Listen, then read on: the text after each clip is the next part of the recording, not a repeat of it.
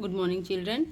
आज हमारा उसी जो चैप्टर चल रहा था उसी में सब टॉपिक है एंटरप्रेन्योरशिप डेवलपमेंट। ठीक है, तो ये क्या होते हैं, जैसे कि एंटरप्रेन्योर जो होते हैं, ठीक है, वो क्या करते हैं, न्यू न्यू इन्वेंशन करते हैं। एक बिजनेसमैन ही होते हैं, लेकिन ये जो ट्रेडिशनल बिजनेस होता है, ठीक है, मान लो एक ही चीज प्रोडक्ट को बेच रहे हैं, ठीक है, तो वो तो बिजनेसमैन कहलाएंगे। लेकिन उसमें कुछ इनोवेशन, कुछ नया करते हैं, ठीक है, उस प्रोडक्ट में मान लो कुछ अलग से कुछ बनाते हैं, तो उसको क्या कहते हैं, एंटरप्रेन्योरशिप। ठीक है, तो इसमें देखिए सबसे पहले ये होता है कि ये जब एंटरप्रेन्योर होते हैं वो क्या करते हैं, जॉब प्रोवाइडर होते हैं, ठीक है, ना कि जॉब सीकर। मैंने पहले बताया था कि जब कुछ नया इनोवेशन होता है तो उसके बहुत से लोगों को जॉब मिलती है, ठीक है, ये नहीं कि वो कहीं और जॉब कर रहे हैं। तो एंटरप्रेन्योर जो होता है बच्चों, वो क्या है, एक पर्सन है, ठीक है। तीन चीज़ें इसमें ध्यान रखिएगा, एंटरप्रेन्योर क्या है, एक पर्सन, ठीक है, और एंटरप्रेन्योरशिप क्या है, एक प्रोसेस, ठीक है। एक पर्सन एक प्रोसेस करता है, कुछ नया फाइंड आउट करता है, तो जो वो रिजल्ट आता है उसका प्रोसेस करने के बाद जो आउटपुट आता है, आउटकम आता है, ठीक है, वो क्या कहलाता है, एंटरप्राइज। ठीक है, तो ये तीन चीज़ों को ध्यान रखिएगा, एंटरप्रेन्योर मतलब पर्सन, और एंटरप्रेन्योरशिप मतलब प्रोसेस, और जो उसका आउटकम्स आता है, ठीक है, कुछ करने के बाद क्रिया की जो प्रतिक्रिया होती है वो क्या कहलाती है, एंटरप्राइज। एक बार देख लेते हैं इसको। एंटरप्रेन्योरशिप इज़ द प्रोसेस, देखो लिखा है ना, क्या है एंटरप्रेन्योरशिप, प्रोसेस। मैंने भी यही कहा था आपको कि प्रोसेस है of setting up a business, ठीक है, that is on manage and control by a person who takes the initiative to take the risk as well as add creativity and innovations to start an enterprise. ठीक है, this person is known as entrepreneur. ठीक है, entrepreneur उसको बोलते हैं जो innovation करता है, सारा मैनेज उसी का होता है, सारा कंट्रोल उसी का होता है। And this process is called entrepreneurship. ठीक है, जो काम कर रहा है प्रोसेस के बाद जो रिजल्ट आ रहा है वो क्या कहला रही है, एंटरप्रेन्योरशिप। ठीक है, the output of the process that is business, जो उसका जो बिजनेस आया कि चलो ये बिजनेस करते हैं, इज कॉल्ड द एंटरप्राइजेस। ठीक है, तो सिंपल सा है, तीनों टर्म को याद रखिएगा, एंटरप्रेन्योर पर्सन, एंटरप्रेन्योरशिप प्रोसेस, और एंटरप्राइज जो है वो उसका आउटकम है। ठीक है, अब देखिए बच्चों, जो एंटरप्रेन्योर होती है, एंटरप्राइज बनाता है, ठीक है, तो इसमें क्या होता है कि जो नॉर्मल लोग बिजनेस कर रहे हैं वो इसमें नहीं होता। ठीक है, इसमें कुछ वो नया आइडिया अपना क्रिएट करता है। ठीक है, जैसे कि मान लो हम एक डिस्पोजल होते हैं प्लास्टिक वाले, उसमें कुछ गर्म आइटम पीते हैं, चाय कॉफ़ी वगैरह, ठीक है, तो इसका हेल्थ पे हार्म इफ़ेक्ट आता है, ठीक है, हेल्थ के लिए बेनिफिशियल नहीं है। तो उसने, एक पर्सन ने दिमाग लगाया कि इसकी जगह हम इसको रिप्लेस करके कुछ नया बनाएं जो क्या हो, इको फ्रेंडली हो और हेल्थ के लिए अच्छा हो। तो उसने क्या किया, एक बायोडिग्रेडेबल जो है वो बना दिया कप, ठीक है, जो बम्बू से बन गया या फिर कागज़ से बना, तो वो उतना हार्मफुल नहीं है। तो ये क्या है, नया इनोवेशन है उसका। ठीक है, तो उससे क्या हुआ कि उसका जो मार्केट है उसकी पूरी पकड़ उसको बनानी पड़ेगी, उसका पूरा प्रोसेस करना पड़ेगा। तो बहुत तरह की चीज़ों को ध्यान में रखते हुए वो अपने बिजनेस को डेवलप करेगा। तो सबसे पहले हम देखें कुछ पॉइंट के माध्यम से कि नीड क्यों है एंटरप्रेन्योरशिप की, ठीक है, क्यों ज़रूरत पड़ती है, मतलब क्या इम्पोर्टेंस है। ठीक है, इम्पोर्टेंस बोले या इसकी नीड बोले, दोनों का मतलब एक ही है बच्चों। ठीक है, तो क्या नीड है, क्या इम्पोर्टेंस है इसकी, सबसे पहले है life line of a Nations. ठीक है, नया नया अगर बिजनेस कुछ इनोवेशन करेंगे, ठीक है, बिजनेसमैन या कोई न्यू जनरेशन, तो क्या होगा, हमारे नेशंस को, हमारे देश को क्या मिलेगी, एक लाइफ लाइन मिलती है, नया बिजनेस मिलेगा, बहुत से लोगों को रोजगार मिलेगा। ठीक है, एक्टिव रहने के लिए, ठीक है, एक्टिव रहने के रखने के लिए क्या है कि लोगों को क्या करेंगे, वो एक्टिव रखेंगे, चलो कुछ नया करते हैं, ये नहीं कि अब कोई हमको काम देगा तभी हमें काम मिलेगा। ठीक है, फिर है प्रोवाइड इनोवेशंस, नेचुरली हमको पता है नया नया कुछ होगा तभी कुछ उसमें लोग जुड़ेंगे। ठीक है, ग्रोथ ऑफ इकोनॉमी, हमारी इकोनॉमी में ग्रोथ होगी, सभी लोग अगर एंगेज रहेंगे, कुछ ना कुछ प्रोएक्टिविटी होती रहेगी हमारे देश में, तो क्या होगा, हमारी इकोनॉमी अच्छी हो जाएगी, एम्प्लॉयमेंट सबको मिल जाएगी।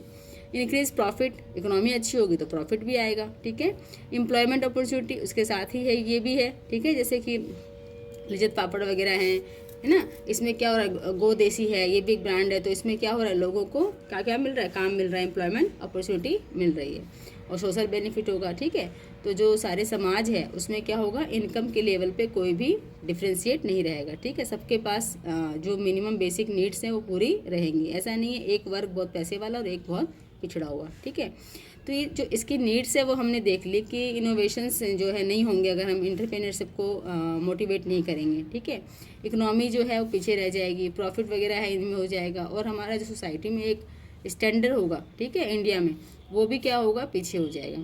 तो इन सब की ज़रूरत को देख के ही नीड पड़ती है किसकी, एंटरप्रेन्योरशिप की।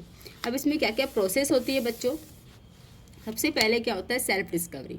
देखिए इनोवेशंस का नाम ही है कि हम क्या करेंगे, सेल्फ डिस्कवर करेंगे। इसमें हमारी स्ट्रेंथ है, वीकनेस है, समाज में क्या क्या है, उन सबको देखना पड़ता है। ठीक है, जैसे कि जो महिलाएं हैं उनको नैपकिन की ज़रूरत है उनके मेंस्ट्रुएशन साइकिल पीरियड के लिए, जो उनके लिए हेल्थ के लिए बहुत अच्छा है। तो उसका पहले क्या था कि इतना लोगों में जागरूकता नहीं थी। ठीक है, लेकिन फिर किसी ने इनोवेट किया उसको। ठीक है, इनोवेट करने के बाद बहुत इजी वे में और बहुत प्राइस भी कम रखा उसका, 5 रुपीज़ 7 रुपीज़, इस तरह से सारी जो महिला वर्ग है उसको यूज करके हेल्दी अपना काम कर रही हैं। ठीक है, फिर है आइडेंटिफाइंग अपॉर्चुनिटीज़। फिर वो देखता है उसमें क्या करता है, उसकी अपॉर्चुनिटी को देखता है कि नीड क्या है, वांट क्या है, प्रॉब्लम क्या है। ठीक है, उसकी क्यों ज़रूरत है। ठीक है, और क्या उसका करना पड़ेगा, उसके उसमें करने के बाद क्या क्या प्रॉब्लम्स आ सकती हैं, सब कुछ देखना पड़ता है। हम ये नहीं हम आइडिया आया और किया, लेकिन उसका आगे पीछे भी सोच के चलना पड़ता है। फिर जनरेशन्स एंड इवोल्यूटिंग। ठीक है, आइडिया करेगा, आइडिया आया उसके पास, सबसे पहले क्या होगा, जनरेशन्स एंड इवोल्यूटिंग्स। ठीक है बच्चों, तो आइडिया आएगा उसके माइंड में, फिर क्या होगा, ब्रेन स्टॉर्मिंग होगी, किस आइडिया को कैसे हम उसको अपने काम में लाएं, प्लान में कैसे लाएं। ठीक है, फिर उसको दिमाग लगा के फिर प्लानिंग का उसका आएगा, प्लान करेगा कुछ ना कुछ स्ट्रेटजी वगैरह, किस तरह से कौन सी चीज़ कहाँ से मंगाई जाए, कैसे की जाए ताकि हमारा प्लान सक्सेस हो। फिर रेजिंग स्टार्टअप कैपिटल। अब उसमें क्या है, अब उसको कैपिटल चाहिए, सारे काम उसने सब कुछ देख लिया। ठीक है, कि ये स्ट्रेंथ है, ये वीकनेस है समाज की, यहाँ से मुझे ये प्रॉब्लम्स आ रही हैं, ये मेरी आइडियाज़ है, मैं इस तरह से यहाँ से सामान लूँगा, यहाँ से लूँगा, यहाँ से ऐसे करूँगा। ठीक है, सारी चीज़ें ने जो कौन सी टेक्नोलॉजी इसमें बहुत मिनिमम बेस पे यूज करनी पड़ेगी, मार्केट कैसे, थोड़ा सब कुछ उसने कर लिया। फिर उसके बाद कैपिटल वो देखिए कितनी कैपिटल है वहाँ। ठीक है, तो इसमें क्या है, दो चीज़ें हो सकती हैं, वेंचर कैपिटल और एक होता है एंजल कैपिटल। ठीक है, वेंचर कैपिटल और इसका कॉन्सेप्ट हम समझ लेते हैं अभी 2 मिनट 4 मिनट बाद ही, क्योंकि पहले इसको कवर कर लेते हैं। फिर वो क्या करेगा, स्टार्टअप कर देगा, कैपिटल का अरेंजमेंट कर देगा और फिर स्टार्टअप कर देगा। स्टार्टअप जब करेगा तो ग्रोथ होगी। ठीक है, और फिर क्या होगा, हार्वेस्ट होगा। तो ये सारी इसकी प्रोसेस है। हार्वेस्ट में क्या है, या तो अपना जो उसने जो इनोवेशंस किया है ना, पूरा बिजनेस सेटअप किया, वो किसी और को सेल कर सकता है। ठीक है, उससे रिगार्ड ले सकता है अपना। ठीक है, कुछ पैसे लेके कुछ करके उसको वो बेच सकता है, या फिर खुद ही उसमें प्रॉफिट अर्निंग करके एंजॉय कर सकता है। तो इस तरह से सारी प्रोसेस है, पहले सेल्फ डिस्कवरी करेगा, फिर आइडेंटिफाइंग अपॉर्चुनिटीज़ है। ठीक है, फिर जनरेशन्स एंड इवोल्यूटिंग करेगा आइडियाज़ को। ठीक है, मतलब उसकी ब्रेन में उसको स्टॉर्मिंग होगी, फिर प्लानिंग करेगा उसको। ठीक है, कौन सा टेक्निक है, कौन सी स्ट्रेटेजी अप्लाई करेंगे, सब देखेगा। फिर वो रेजिंग स्टार्टअप कैपिटल करेगा, फिर स्टार्टअप करने के बाद ग्रोथ होगी और फिर हार्वेस्ट होगा। ठीक है बच्चों, अब हम दो टर्म जो मैं कह रही थी आपको समझाएंगे, ventures capital and angel capital. Venture capital क्या होता है बच्चों, वेंचर कैपिटल में क्या होता है, बिजनेसमैन, बड़ी बड़ी जो संस्थाएं होती हैं अपना आइडिया उनके सामने बताते हैं कि ये हमारा बिज़नेस का आइडिया है, इस तरह का बिज़नेस हमारे माइंड में आ रहा है, इस तरह सारी प्रोसेस, मार्केटिंग, सब कुछ उनको अपना आइडिया प्लान बताते हैं। ठीक है, तो वो क्या करते हैं, अगर उनको सही लगता है तो वो उनकी हेल्प करते हैं बिज़नेस को। ठीक है, फंड राइज कराते हैं, उनको बोलते हैं वेंचर कैपिटल। और एंजल क्या होते हैं, जो इन्वेस्टर होते हैं वो क्या होते हैं, अगर हमारा आइडिया है, ठीक है, हमने हमारा आइडिया सुन के हम कहीं प्ले कर रहे हैं, हम कुछ काम कर रहे हैं, तो हमारा आइडिया सुन के वो खुद ही आते हैं हमें इन्वेस्ट करने के लिए कि इनका जो आइडिया है ये बिज़नेस का बहुत अच्छा है। तो दो तरीके से है, वेंचर कैपिटल में क्या होता है, बिजनेसमैन जो इनोवेटर है, ठीक है, जो नया बनाने वाला है, एंटरप्रेन्योर, उनको जाना पड़ता है, ठीक है, लोगों के पास कि हमारा ये आइडिया, हमें फ़ंड की ज़रूरत है। लेकिन एंजल में क्या है कि ये खुद इन्वेस्टर्स किसके पास आते हैं, जो इनोवेटर है, ठीक है, जो एंटरप्रेन्योर, उसके पास। बस ये थोड़ा सा डिफरेंस है। इसमें क्या होता है कि बिजनेसमैन अपने आइडिया दिखाते हैं और इसमें इन्वेस्टर खुद देख के आते हैं। ठीक है, और आपने उसमें देखा था कि जो स्मॉल स्केल इंडस्ट्रीज होती हैं, ठीक है, उसमें क्या होता है कि जब हम पावर यूज़ करते हैं, ठीक है, पावर यूज करते हैं तो बहुत कम लोगों की ज़रूरत पड़ती है, मिनिमम 50 मान लो, ठीक है, और जब हम विदाउट पावर करते हैं तो 100। तो इससे क्या होता है कि हमारा जो ये स्टार्टअप होगा किस तरह का होगा, स्मॉल में होगा कि थोड़ा लार्ज होगा, ठीक है, क्योंकि ये किसी भी फॉर्म में जो है हमारा बन सकता है। तो इस तरह की चीज़ें हम इसमें देखते हैं। तो हमने अभी क्या देखा, इंपॉर्टेंस देखा एंटरप्रेन्योरशिप का और उसकी प्रोसेस देखी। अब हम देख लेते हैं इसकी कैरेक्टरिस्टिक, इसकी विशेषताएं क्या हैं। हालांकि बहुत कुछ तो हमें समझ में आ ही गया है, लेकिन फिर भी पॉइंट के माध्यम से हम देख लेते हैं एग्जाम के बेस के लिए। ठीक है, अब है कैरेक्टरिस्टिक्स ऑफ एंटरप्रेन्योरशिप। ठीक है, सबसे पहले सिस्टमेटिक एक्टिविटी। देखिए आप सबको पता है कि इसमें सब कुछ, जैसे प्रोसेस में देखा था हमने, सब कुछ सिस्टमेटिक चलेगा। ठीक है, entrepreneurship require certain skills, knowledge and competencies that can be developed by training, observations and work experiences। पहले उसको अपना जो चीज़ों का आइडिया आया उसका वर्क एक्सपीरियंस चाहिएगा, कुछ स्किल चाहिए, कुछ नॉलेज उसको स्पेशल चाहिए, ठीक है। ये नहीं बस आया और उसको अप्लाई किया, ठीक है, ऐसे नहीं होगा। तो ये क्या है, सिस्टमेटिक एक्टिविटी है ये। इसकी सबसे बड़ी विशेषता क्या है कि जो एंटरप्रेन्योरशिप है वो सिस्टमेटिक एक्टिविटी है। सेकंड है लॉफुल एंड पर्पसफुल एक्टिविटी। ऐसा कुछ नहीं है कि किसी को हार्म हो रहा है और आपको प्रॉफिट हो रहा है, ठीक है, समाज के लिए वो बेनिफिशियल नहीं है और आपका इनोवेशंस है, ऐसा नहीं हो सकता। वो लॉफुल होना चाहिए और पर्पसफुल होना चाहिए, ठीक है। देखिए, lawful business is the objective of entrepreneurship and the entrepreneur aims to create and operate the enterprises by performing legitimate, ठीक है, मतलब lawful, legitimate मतलब lawful actions and satisfying customers needs and want following the legal and ethical code of conduct, ठीक है। कुछ नैतिकता को अपनाते हुए, ethical माने कुछ गाइडलाइन, कुछ नैतिकता जो हमारे देश में प्रचलित हैं, ठीक है, कुछ लॉ हैं, उसके अकॉर्डिंग ही उसको क्या बनाना है, कुछ इनोवेशन करना है, ठीक है। और एंटरप्रेन्योर है तो इनोवेशन तो इसका कैरेक्टरिस्टिक होगा ही, ठीक है, इसके बिना तो ये अधूरा है। तो entrepreneurship involve creating something new according to the changing business, ठीक है, इन्वायरमेंट और may be reducing cost and enhancing profit. Profit भी आना चाहिए, कॉस्ट क्या होनी चाहिए, रिड्यूस होनी चाहिए और कुछ नया बन के आना चाहिए, ये इसकी एक विशेषता है। Organisation of production. देखिए, जो एंटरप्रेन्योरशिप है business bring various factor of production, ठीक है। फैक्टर ऑफ प्रोडक्शन क्या होते हैं बच्चों, जैसे कि वाटर है, इलेक्ट्रिसिटी है, लैंड है, लेबर है, कैपिटल है, ठीक है, टेक्नोलॉजी है, ये सब क्या है, फैक्टर ऑफ प्रोडक्शन।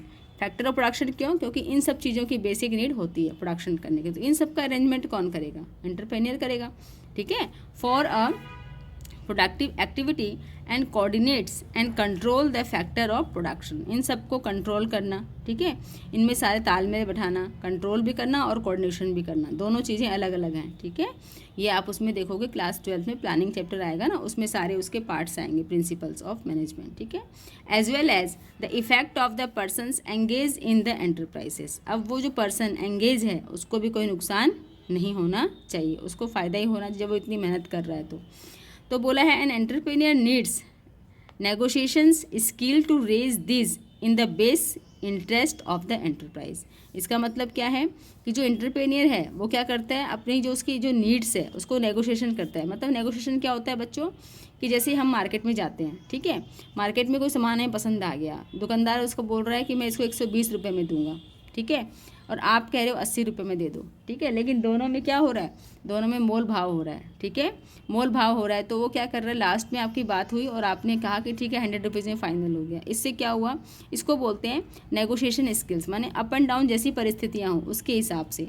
इस स्किल में ये होता है कि जो बात होती है अपनी, ठीक है, हम जो कस्टमर से बात कर रहे हैं वो अपने एरिया तक ही हो, जिस प्रोडक्ट की बात हो रही है वहीं तक हम उसको लिमिट रखें, ना कि कुछ उसके ऊपर नीचे कुछ अलग बातें करें। जो आपका प्रोडक्ट है उसके बारे में ही आप बात करें कि नहीं भैया इस तरह का सामान इस तरह में है।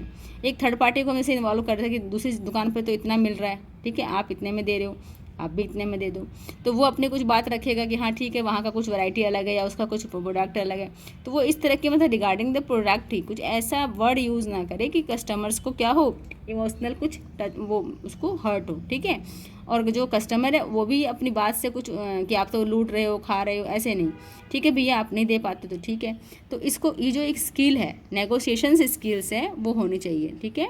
स्किल टू रेज दिस, ये सारी चीज़ें जो बनाएगा वो this in the best interest of the enterprise, सारी चीज़ें वो बनाएगा, लेकिन उसका अपनी उसकी जो बोली है, भाषा है, उसमें क्या आना चाहिए, एक अच्छी सी लैंग्वेज होनी चाहिए और कस्टमर उससे हर्ट ना हो, ये ध्यान रखना चाहिए, ठीक है। फिर है रिस्क टेकिंग। रिस्क टेकिंग तो है ही।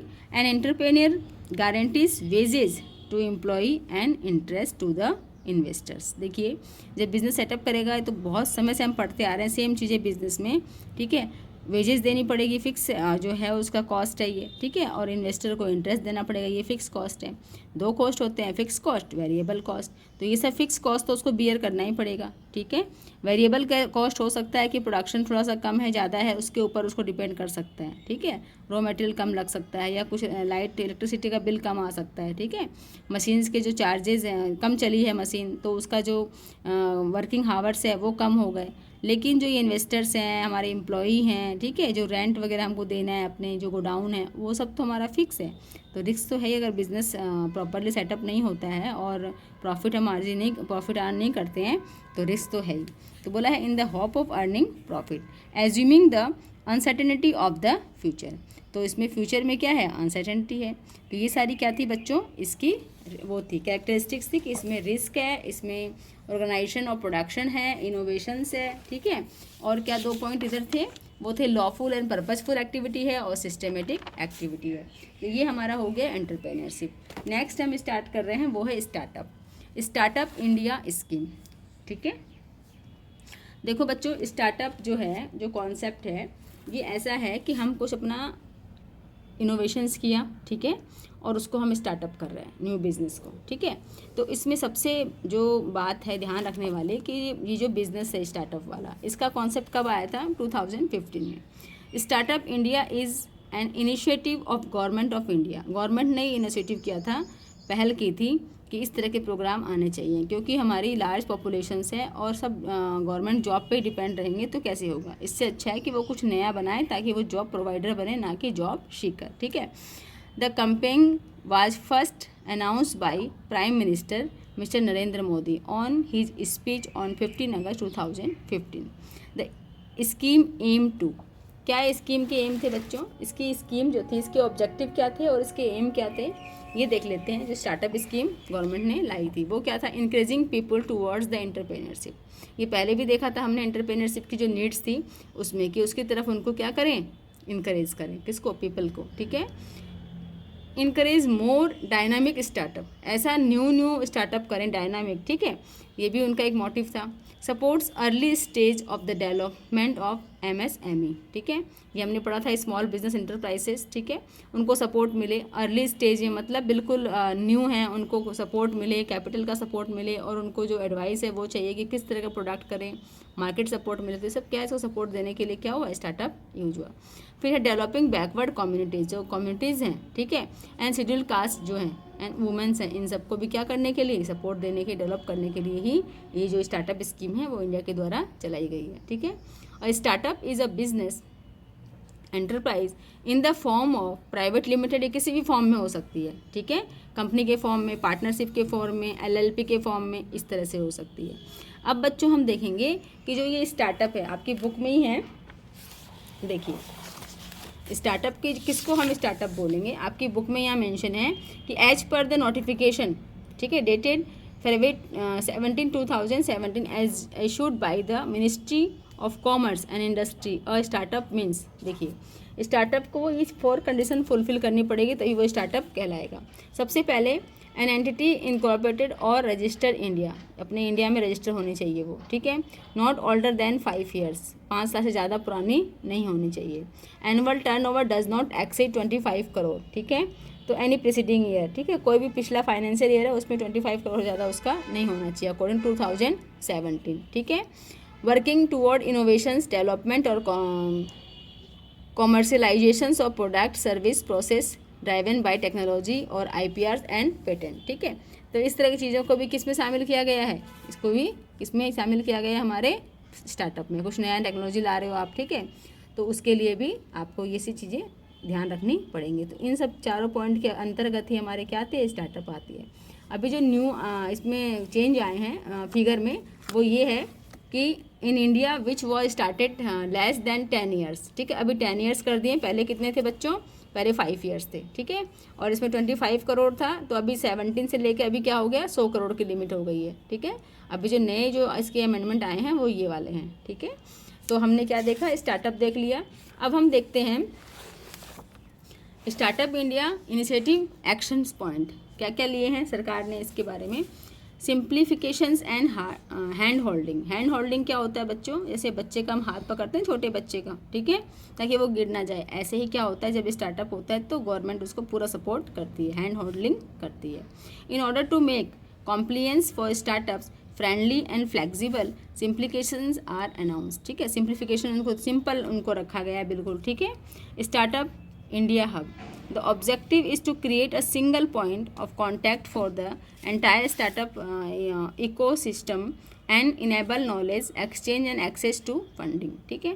एक हब होता है ना, जैसे कि हमारा टीचर्स का हब है, वहाँ सारे टीचर्स वहाँ मिलेंगे, बैठेंगे, कुछ डिस्कस करेंगे। ऐसे ही स्टार्टअप का भी इंडिया में क्या है, एक हब है, वहाँ पे सारे जो स्टार्टअप न्यू स्टार्टअप हैं वहाँ पे आके अपने प्रॉब्लम्स को कंसल्ट करते हैं। तो ये एक फैसिलिटी यहाँ पे है startup India initiative action points में, ठीक है। Legal support and fast tracking patent examination, the scheme for startup intellectual property protections SIPP is devised to facilitate protection of patents, trademarks and design of innovative and interested startups, ठीक है। कुछ आपने idea create किया, कुछ नया बनाया, ठीक है, तो उसका कॉपीराइट है, पेटेंट है, ये भी आप ले सकते हैं, ठीक है। लीगल सपोर्ट आपको मिलता है, ठीक है।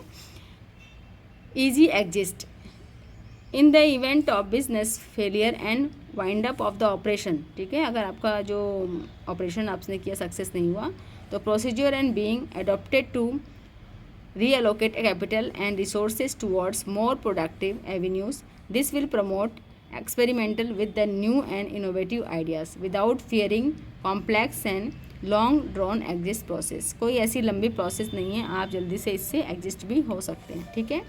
फिर है हार्नेस्टिंग private sector for incubator setup, ठीक है। इक्यूबेटर कौन होते हैं, जो हमको सपोर्ट करते हैं हमारे बिजनेस में, ठीक है। हमारा नया नया स्टार्टअप है, जैसे हमारे पेरेंट्स हमको जब छोटे होते हैं तो बिल्कुल हर जगह हमको सपोर्ट करते हैं, ऐसे नहीं करो वैसे नहीं करो, लेकिन थोड़े बड़े होते हैं तो क्या होता है कि वो फिर हमें इतना गाइड नहीं करते हैं, बल्कि हम उनको हेल्प करते हैं किसी चीज़ में जो वो नहीं जानते हैं, ठीक है। ऐसे ही यहाँ पे भी ये जो सेटअप होता है नया नया, उसमें क्या होता है, to ensure professional management of the government sponsored funded incubators, the government envisages setting up of the incubators across the country in PPP model, ठीक है। मॉड तो आपने देखा था PPP क्या था उसमें पीपी मॉडल में क्या था कि जो सरकार का और प्राइवेट जो सेक्टर थे, ठीक है, तो पर्सनल जो प्राइवेट और गवर्नमेंट दोनों मिलके जो काम कर रहे थे, उस तरह से ये उस मोड पे भी काम कर सकते हैं और अपनी हेल्प ले सकते हैं सरकार से। टैक्स में एग्जाम्पन्स मिलता है इनको। The profit of the startup initiative are exempted for income tax, ठीक है। उनको 3 ईयर्स के लिए क्या होता है, फ्री हो जाते हैं, ताकि वो फ्री होकर अपना काम करें, उन पर बर्डन कम से कम हो, ठीक है। फिर है इसी जो स्टार्टअप स्कीम है, इसके लिए क्या है, सरकार के पास फंडिंग होती है कि उनकी लिमिट होती है कि 10,000 करोड़ की फंडिंग वो स्टार्टअप वाले को पे करते हैं। अब है बच्चों नेक्स्ट इसका पॉइंट है वे टू फंड स्टार्टअप।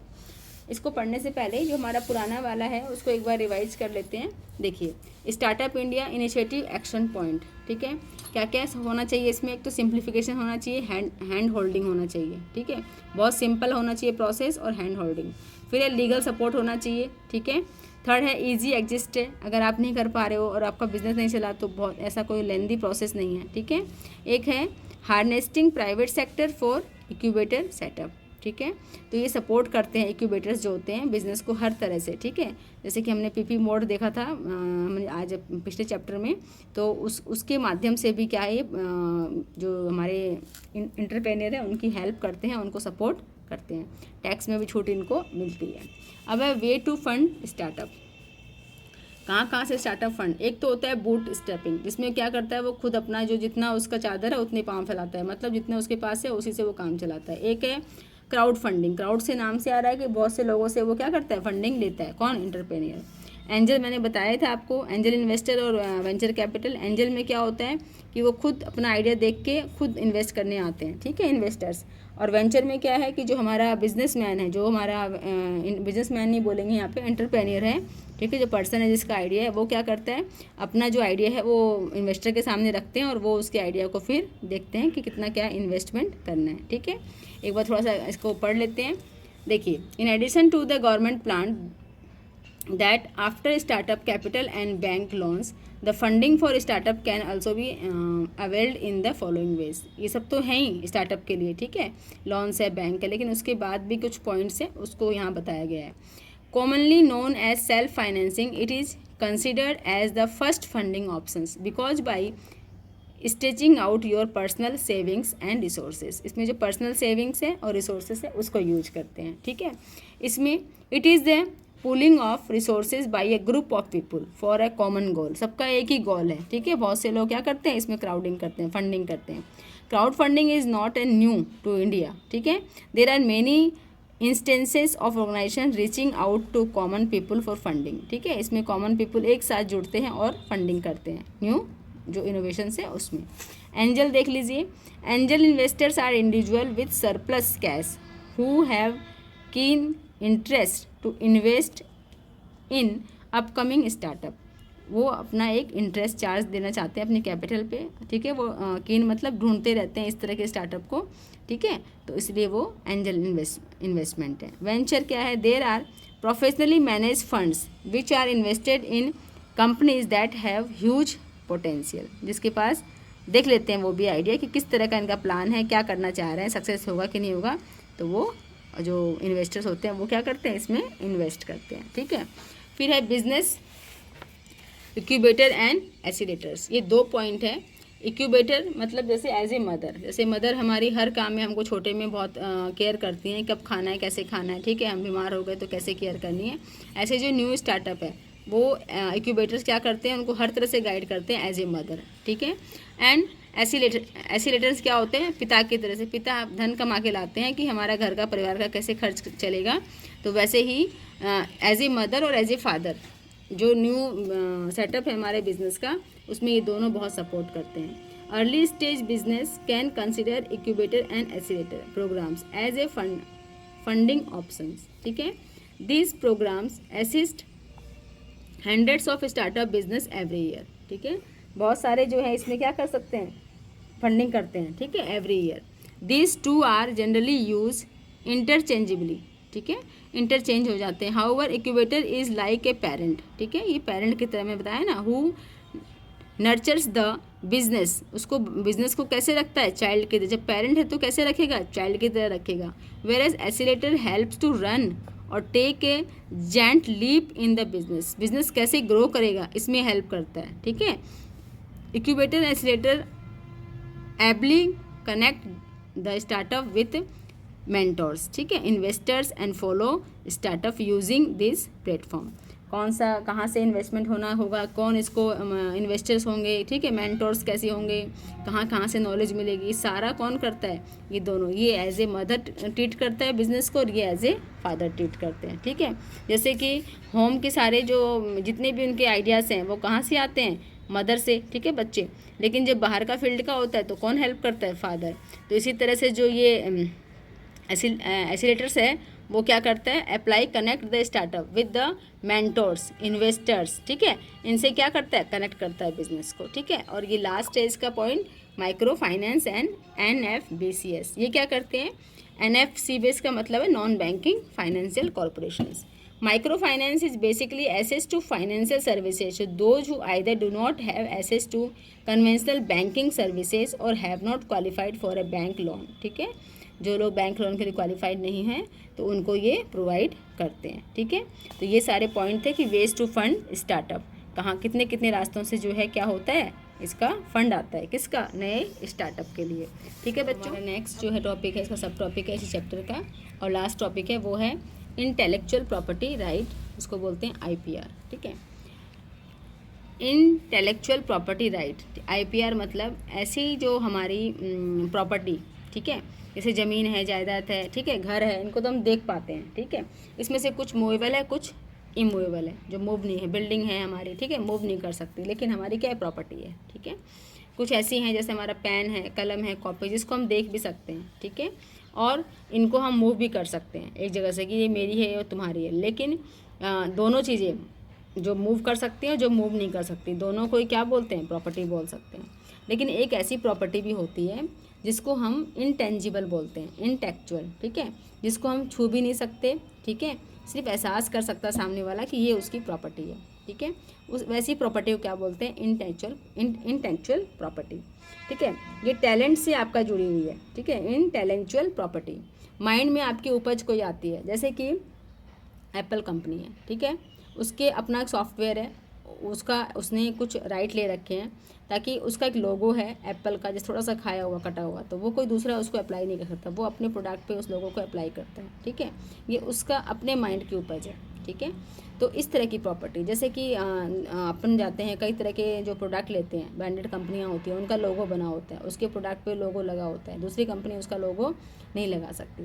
तो इसका मतलब क्या है, उसकी जो मैन्युफैक्चरिंग है, उनका जो प्रोडक्शन है, ठीक है, कुछ उसने जो टेक्नोलॉजी अप्लाई की है, उन सब का किसी न किसी चीज़ में उसने क्या क्या पैटर्न ले रखा है ताकि वो उसका फिक्स है और कोई उसको यूज नहीं कर सकता। तो इसी को बच्चों बोलते हैं इंटेलेक्चुअल प्रॉपर्टी, और उस पर जो राइट ले लेते हैं ताकि दूसरा कोई यूज़ ना करे, तो उसको बोलते हैं इंटेलेक्चुअल प्रॉपर्टी राइट, मतलब उस पर हमारा राइट है, हमारी परमिशन के बिना दूसरा कोई यूज नहीं कर सकता। तो इसे फटाफट से पढ़ लेते हैं, इसको जो बताया है पूरा वही है इसमें। देखिए, over the past 2 decades intellectual property right have grown to a stature from where it plays a major role in the development of global economy। इससे क्या हो गया, ग्लोबल इकोनॉमी हमारी इससे क्या हो रही है, इन्हेंस हो रही है। Intellectual property is everywhere, that is the music you listen, यहाँ भी होती है। टेक्नोलॉजी है, that make your phone work, ठीक है, जैसे बताया था मैंने। Design of your favourite car, उसका भी होता है, ठीक है, जो राइट है। द लोगो है in your Skinner's etcetera. It exist all things you can see, all the products of human creativity, जो आपके माइंड में आ रहा है, ठीक है, जो आप कोई देख नहीं सकता उसको। Creativity and skill such as invention है, कोई बुक्स है, पेंटिंग है, सॉन्ग्स है, सिम्बल्स है, नेम्स है, ये सारे इसमें आते हैं, ठीक है बच्चों। डिज़ाइंस है, सारे इसमें आते हैं। तो इस चीज़ों को शॉर्ट में हम फटाफट से पढ़ लेते हैं अपने नोट्स के माध्यम से, ठीक है। देखिए, इंटेलेक्चुअल प्रॉपर्टी जो है right refers to the legal right regarding intellectual property, बताया था ना मैंने, इंटेंजिबल होती है ये। Intellectual property refers to the creation of the human mind, उसकी खुद की माइंड की क्रिएशन है, लाइक जैसे कोई इन्वेंशन किया, उसने कुछ नया बना दिया, ठीक है, आर्टिस्टिक है, वर्क है, etcetera. The intellectual property is intangible, बता दिया मैंने आपको। Intellectual property is divided into 2 broad category, 2 तरह की होती है। एक होते हैं इंडस्ट्रियल प्रॉपर्टी, नाम से ये पता लग रहा है कुछ इंडस्ट्रियल से रिलेटेड होगा, ठीक है, और दूसरा है कॉपीराइट, ठीक है, जैसे पैटेंट्स हैं, ट्रेडमार्क्स हैं, ठीक है, डिज़ाइंस है, जोग्राफिकल इंडिकेशंस हैं, इंक्लूड इन दिस, ये सारे किस में आते हैं, हमारे इंडस्ट्रियल प्रॉपर्टी में आते हैं, ठीक है। Copyright it includes artistic and literary, माने साहित्य संबंधित वर्क, सच है जैसे नॉवेल्स कुछ लिखा आपने, ठीक है, कोई पोएम आपने बनाई तो कोई उसको ना ले सके, ठीक है। प्लेस है, कुछ म्यूजिकल वर्क्स हैं, फिल्म है, आर्टिस्टिक वर्क्स हैं, इस तरह की जो चीज़ें हैं वो किस में आती हैं, कॉपीराइट में। सच एज ड्राइंग है, ठीक है, पेंटिंग है, फोटोग्राफ्स है, स्कल्पचर्स एंड आर्टिकल्चर्स हैं, इन सबको किस में शामिल करेंगे, कॉपीराइट वाले में। Intellectual property right which are recognise in India are copyright, trademarks, geographical indications, patent, design, plant variety, semi conductors, ठीक है, इंटीग्रेटेड सर्किट, लेआउट, डिज़ाइन, इस तरह की सारी होती हैं टाइप्स, एक तरह से टाइप ही हैं ये किसके, इंटेलेक्चुअल प्रॉपर्टी के। अब सेकंड हमारा टॉपिक है इसी में, इंपॉर्टेंस ऑफ आईपीआर, ठीक है, फॉर एंटरप्रेन्योर, क्या इससे क्या इंपॉर्टेंट है आईपीआर का एंटरप्रेन्योर के लिए। तो आईपीआर आर इम्पॉर्टेंट, ये जो हमारा जो इंटेंजिबल जो हमारी प्रॉपर्टी है, ठीक है, जिसको हम आईपीआर कहते हैं, are important for entrepreneur to promote and protect their invention and creations, कुछ नया बना रहे हैं, ठीक है, और कुछ नया कर रहे हैं, तो उसके लिए उनको क्या है, पेटेंट अगर कर लेते हैं, वो उसको कॉपीराइट कर लेते हैं उन चीज़ों को, तो क्या होता है, वो अपने एक सेफ जोन में रहते हैं, उनके आइडिया को कोई चुरा नहीं सकता, उनकी चीज़ों को यूज नहीं कर सकता, इसलिए इसका इम्पॉर्टेंट है, ठीक है। तो फिर लोगों को अगर एक बंदा मेहनत करके कुछ नया आइडिया ला रहा है, ठीक है, कुछ इनोवेशंस कर रहा है, ठीक है, इन्वेंशंस कर रहा है, और फिर दूसरा वाला सामने वाला भी उसको ले ले, ठीक है, तो उसकी इंपॉर्टेंस क्या रही, तो वो क्या होगा, डीमोटिवेट होगा। लेकिन वो अगर इस अपने पेटेंट को, ट्रेड को राइट करवा लेता है ना, तो फिर क्या होता है कि दूसरा कोई सामने उसकी बिना परमिशन के यूज नहीं कर सकता है। फिर है नेक्स्ट क्या है, उसको इम्पोर्टेंस क्या है, क्रिएटर्स, ऑथर्स, इन्वेस्टर, जो इन्वेंटर्स हैं, ठीक है, तो हमारे जो क्रिएटर्स हैं, जो ऑथर्स हैं, लिखने वाले हैं, इन्वेंटर्स हैं, etcetera, will get benefits for their hard work only. मैंने आपको बताया पहले कि वो जो हार्ड वर्क कर रहे हैं उससे क्या होते हैं, मोटिवेट होते हैं। If their work is distributed और share with the public with their permissions, ठीक है।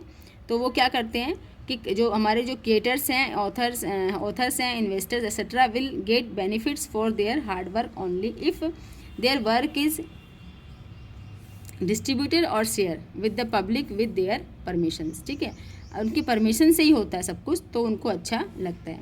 IPR provides the work from being copied by other and can also be defend in court for the right to use, make और sell it, ठीक है।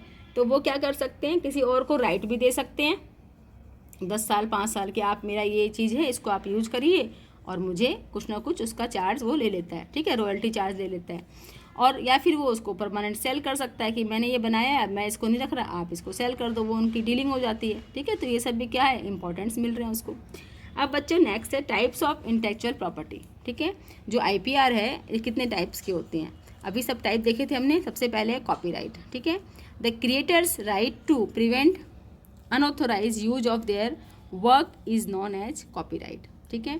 The registration of जो contact है उसका is optional but it is necessary to use exclusive right in case of infringements. कोई चोरी हो जाए, कुछ हो जाए, ठीक है, ऐसा कंपल्सरी नहीं है कि आपको कॉपीराइट लेना है, लेकिन अपनी सेफ्टी के लिए ये सही रहता है कॉपीराइट, ठीक है। सेकंड है trademark, it helps in differentiating the product of different companies, like label है, लोगो है, एट्सेट्रा, ठीक है। तो डिफ्रेंशिएट कर सकते हैं हम, ट्रेडमार्क देख के पता लगता है कि इस कंपनी का ये ब्रांड का है, ठीक है। तो जैसे कैस्ट्रॉल होते हैं, हम बोलते हैं हम मिल्टन कंपनी के हैं, किसके हैं, सिंपल है कंपनी के, तो अगर ब्रांड होते हैं उनके तो ट्रेडमार्क उनका एक सिंबल अलग से ही बना रहता है, ठीक है। इसमें दो तरह के होते हैं, एक होते हैं कन्वेंशनल ट्रेडमार्क, एक होते हैं non conventional trademark. It includes words, label, logo, shape of goods, ठीक है, पैकेजिंग, ये सब इसमें आते हैं, ठीक है, कि किस तरह का लोगो होगा, किस तरह का लेबल होगा, शेप कैसी होगी हमारे, पैकिंग कैसे किया जाएगा, ठीक है, सारे इसमें आते हैं ट्रेडमार्क में। और जो नॉन कन्वेंशनल है बच्चों, it includes those marks which got recognition with time. इसमें क्या होता है कि टाइम टू टाइम चेंज करते रहते हैं, ठीक है, टाइम जो चेंज हो रहा है वैसे वो चेंज कर। नॉन कन्वेंशनल ट्रेडमार्क, ये कन्वेंशनल है, ठीक है, मतलब पारंपरिक रूप से चलते आते हैं। एक ये है कि टाइम टू टाइम ये चेंज होते हैं। सेकेंड हमारा टाइप है patent. Patent protect the making, selling and importing of scientific invention, ठीक है, कुछ हमने साइंटिफिक कुछ बनाया है उसके लिए ये इम्पोर्टेंट है। A patent is an exclusive right guarantee by the government which provides the right to exclusive for 20 years, ठीक है। तो इसमें क्या होता है, 20 ईयर्स के लिए आपको स्पेशल मिलता है। अगर 20 ईयर्स के बाद आपको पेटेंट का राइट मिलता है, आपने कुछ इनोवेशंस किया है किसी फील्ड में, लेकिन आफ्टर 20 ईयर्स का आपको क्या करना पड़ेगा, इसको वापस से रिन्यू कराना पड़ेगा। आपने नहीं करवाया तो फिर कोई भी इसको यूज कर सकता है।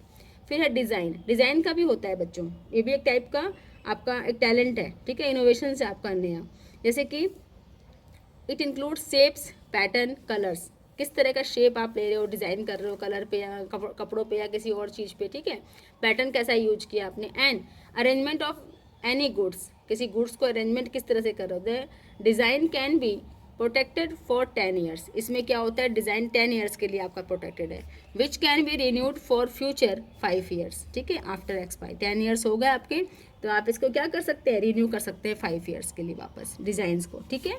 फिर है प्लांट वेराइटी, ठीक है, plant variety, it helps farmer conserve improving available genetic resources. Plant variety encourage Indian farmers and cultivators to product high quality seeds and planting material, leading to the growth of the seeds industry. जो seed industry है उसमें क्या होता है, plant की variety, जैसे कि potato है, ठीक है, पोटैटो में किस तरह का क्या उन्होंने सीड्स डाले हैं कि उसके जो लार्ज क्वांटिटी में जो प्रोडक्शन हो रहा है इस तरह के, ठीक है। तो ये कुछ इनोवेशंस है प्लांट को लेके, ये भी क्या होती हैं, पेटेंट उसमें आते हैं इंटेलेक्चुअल प्रॉपर्टीज में। लास्ट हमारा बच्चा हुआ है semi conductor integrated circuit layout, ठीक है।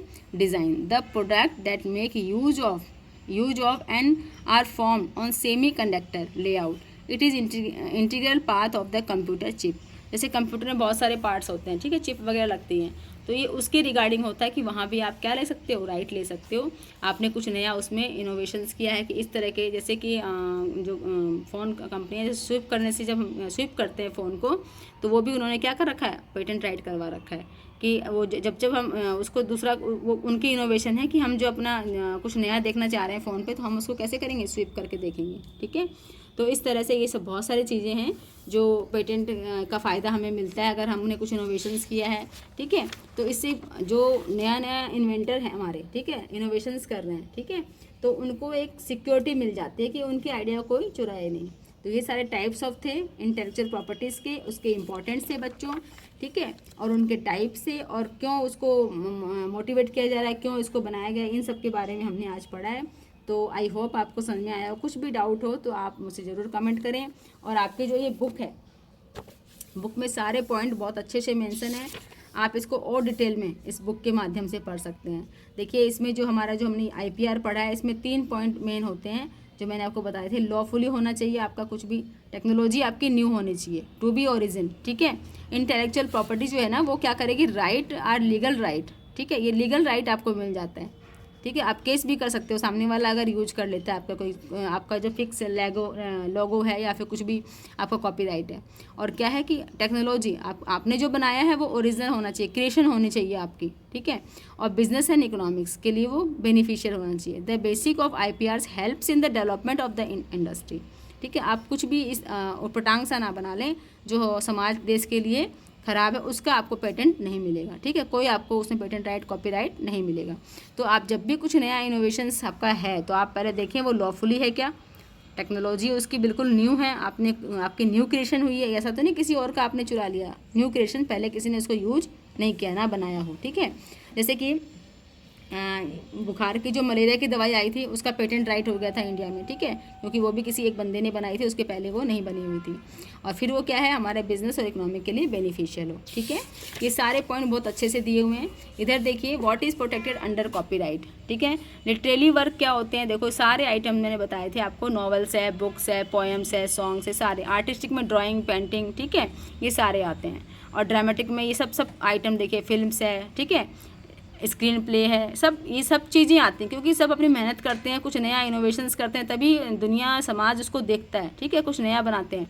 और फिर हम अपने बनाया मेहनत करके और दूसरा सामने वाला को चोरी करके बनाए, बिना हमारी परमिशन के, बिना हमें कुछ दिए उसका, ठीक है, बिना हमको बेनिफिट दिए उसका, और वो यूज़ करे, तो फिर हम फिर सिक्योर नहीं होते, हमें फिर मन नहीं करता कि सब वैसे ही बन रहे हैं। तो हमें जब कुछ एक्स्ट्रा मिलता है हमारे काम का, तभी हम कुछ नया इनोवेट करते हैं। तो बच्चों ये बहुत बढ़िया से आपकी बुक में दिया हुआ है। इधर देखिए, ये जोग्राफिकल इंडिकेशंस है, जैसे कि हम लोग, जोग्राफिकल इंडिकेशन क्या होता है, जैसे कि किसी जोग्राफिकल स्ट्रक्चर की वो चीज़ें फेमस होती है तो उसका नाम हो जाता है, जैसे दार्जिलिंग की चाय, ठीक है, नागपुर का ऑरेंज, ठीक है, बनारस की साड़ियाँ, इस तरह से उनकी जो पेंटिंग है, वर्क है, वो सब उसका फेमस हो जाता है। तो ये क्या है, जोग्राफिकल इंडिकेशंस हमको दिखाते हैं, ठीक है। पेटेंट हमने पढ़ ही लिया। पेटेंट में भी वही है कि कुछ नॉलेजेबल होना चाहिए, ठीक है। और सारे पॉइंट वो non obvious to any persons who is skilled in the relevant field of technology, ठीक है।